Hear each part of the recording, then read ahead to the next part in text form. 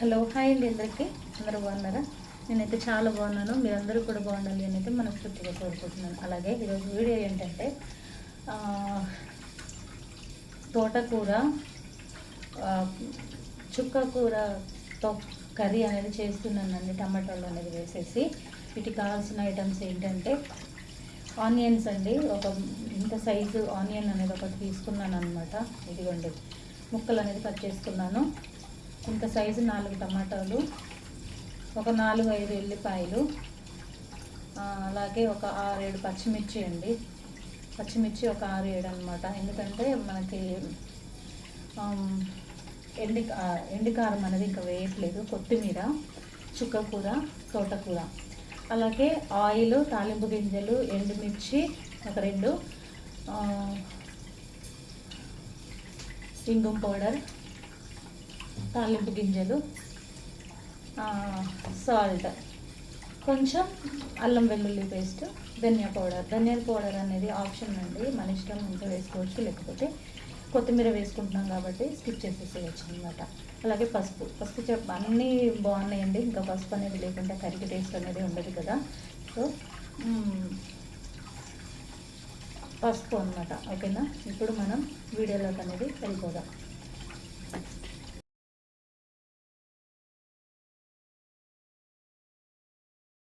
Stove అనేది వెలిగించేసుకొని కళాయి అనేది పెట్టుకున్నానండి. కర్రీ అనేది కొంచెం వెడల్పటి పాత్రలో వండుకుంటేనే మనకి కలపడానికి అనేది ఈజీగా అనేది ఉంటుందన్నమాట. ఎందుకంటే తోటకూర అనేది మగ్గక ముందు ఎక్కువ అనేది కనిపిస్తుందండి. అది మగ్గిన తర్వాత కొంచెం అంత అలా అవుతుంది అనమాట. సో కొంచెం వెడల్పుగా ఉండేదాన్ని అనేది పాత్ర అనేది పెట్టేసుకుందాం మనం, కళాయి అనేది. ఓకేనా ఫ్రెండ్స్? ఇప్పుడు మనం ముందుగా ఆయిల్ అనేది వేసేసుకుందాం.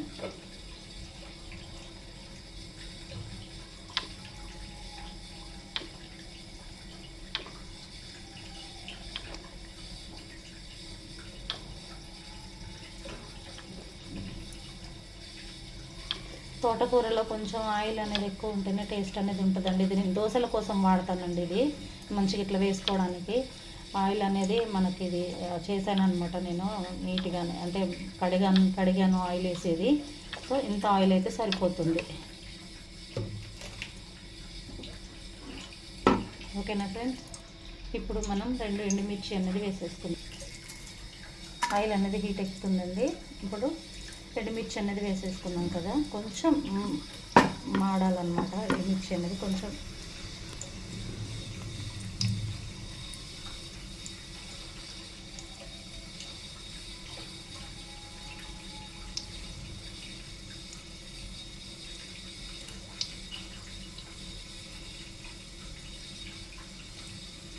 ఇంకా ఎక్కువ అవ్వాల్సిన అవసరం లేదండి. ఇప్పుడు ఎల్లిపాయలు అనేది వేసేసుకుందాం. ఇందులో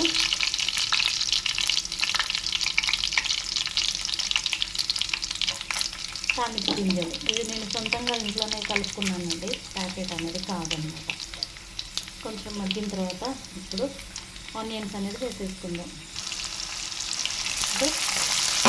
మంచిగా కలిపేసుకుందాం. మూత అనేది పెట్టేసుకుంటే తొందరగా అనేది మగ్గిపోతుందండి. కొంచెం సాల్ట్ అనేది వేసేసుకుందాం, ఎక్కువ కాదు, చిటికెడు. ఎందుకంటే ఇప్పుడు మనకి తొందరగా మగ్గడం కోసం అనేది కొంచెం సాల్ట్ అనేది వేసేసుకుందాం. ఇప్పుడు మూత అనేది పెట్టేసుకుందాం. చూసారు కదండి, ఆనియన్స్ అనేది మంచిగా మగ్గిన ఇప్పుడు దీంట్లో కొంచెం అల్లం వెల్లుల్లి పేస్ట్ అనేది వేసేసుకుందాం.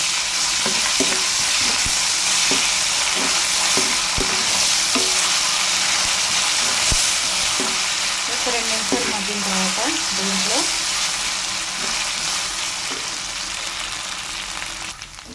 ఇది అనేది మంచిగా అల్లం కూడా మంచిగా మగ్గిపోయిందండి. దీంట్లో మనం ఇప్పుడు పసుపు, అలాగే కొంచెం ఇంగుం పౌడర్ వేసేసి కలిపేసుకుందాం. ఇప్పుడు 1 నిమిషం అవ్వగానే దీంట్లో తోటకూర అనేది వేసేసుకుందాం. తోటకూర అనేది వేసుకొని కొత్తిమీర అలాగే తోటకూర కలిపి కట్ చేసానండి. అదే ఇప్పుడు వేసేసాను అనమాట. దీన్ని మనం కలుపుకొని మూత అనేది పెట్టేసుకుందాం. ఇంకా ఉందండి, కొంచెం కట్ చేయాలి, వేసేస్తాను అన్నమాట.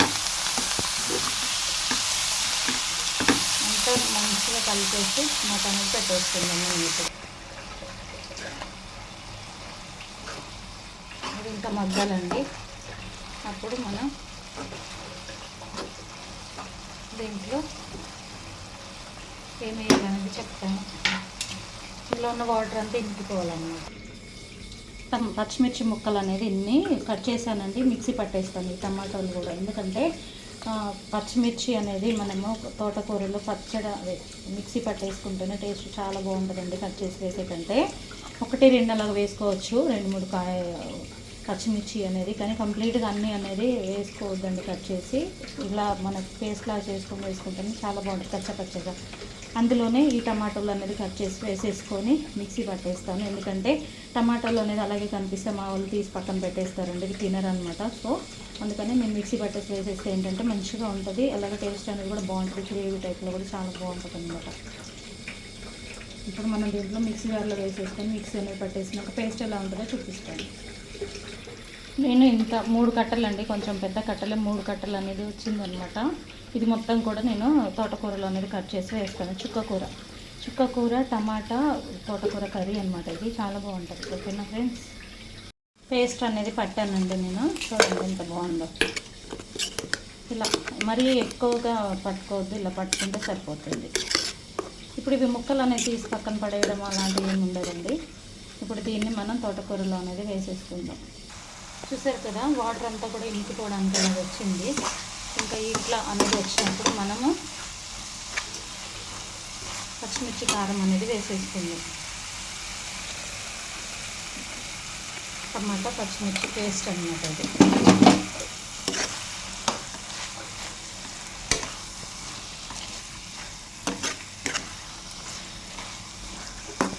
తోటకూర అనేది ఇంకా చిన్నగా అన్నది కట్ చేయాలండి. ఈరోజు నాకు కొంచెం లేట్ అయిపోతుంది వంటకి అని చెప్పేసి నేను చాలా ఫాస్ట్గా అనేది కట్ చేశాను.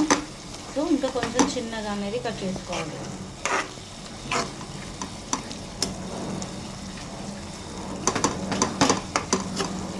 మూత పెట్టేసుకుందాం.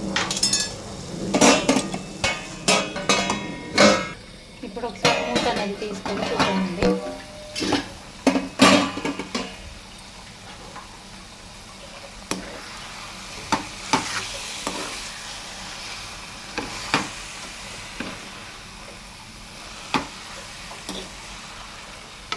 ఒక 2 నిమిషాల్లో ఇందులో చుక్కకూర అనేది వేసేసుకుందాం.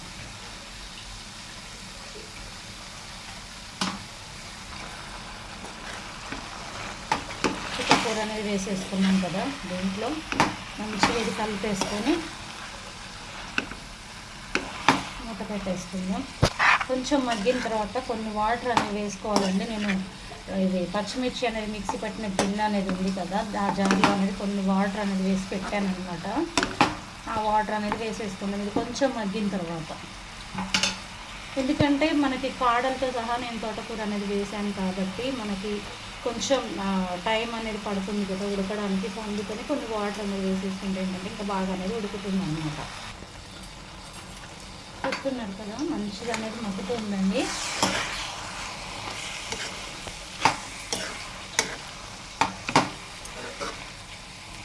ఇప్పుడు మనం దీంట్లో కొంచెం ఆ వాటర్ అనేది వేసేసుకుందాం. వేసేసుకొని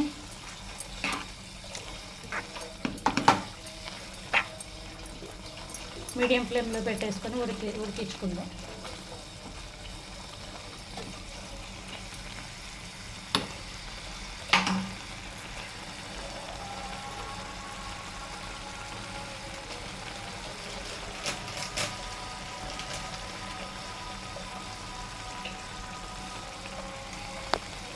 సాల్ట్ అనేది వేసేసుకుందామండి. ఎందుకంటే మనం స్టార్టింగ్లో కొంచెం ఇంకా సాల్ట్ అనేది వేసాం కాబట్టి ఆ సాల్ట్ అనేది సరిపోదు. అందుకని ఇంకా సాల్ట్ అనేది వేసేసుకొని ఫైనల్గా మూత అనేది పెట్టేసుకొని మీడియం ఫ్లేమ్లో పెట్టి ఉడికించేసుకుందాం. ఓకేనా,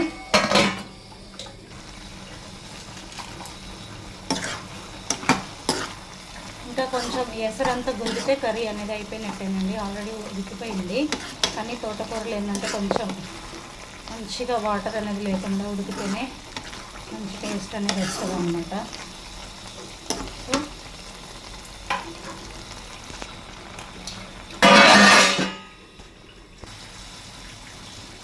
చూసారు కదా ఫ్రెండ్స్, అయిపోయిందండి ఇది. ఇంకా ఇప్పుడు స్టవ్ అనేది ఆపేసుకొని ఒక 5 minutes అలా ఉంచేసిన తర్వాత టేస్ట్ చేసి చెప్తానండి కర్రీ అనేది ఎలా ఉంది అనేది. ఓకేనా?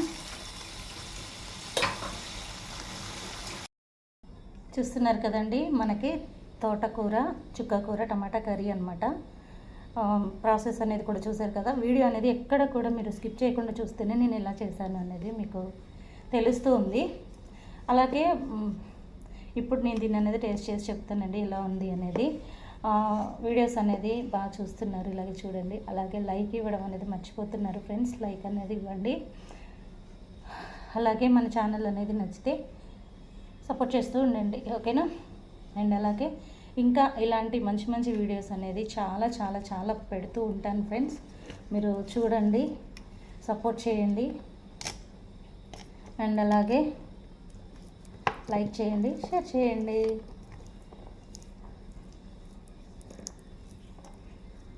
దీంట్లోకి 2 బాయిల్డ్ ఎగ్స్, నేను వైటే తింటానండి, ఎల్లో తినను అనమాట. ఎగ్స్ అనేది వేసుకొని ఇలా రైస్లోకి ఈ కర్రీతో అనేది తింటే చాలా బాగుంటుంది. ఆకుకూరలలో దేంట్లోకైనా సరేనండి బాయిల్డ్ ఎగ్స్ అనేది చాలా బాగుంటుంది అనమాట, ఆమ్లెట్ కాకుండా బాయిల్డ్ ఎగ్స్. ఓకేనా? అలా కాంబినేషన్తో నేను నెక్స్ట్ టైం అనేది చేస్తానండి.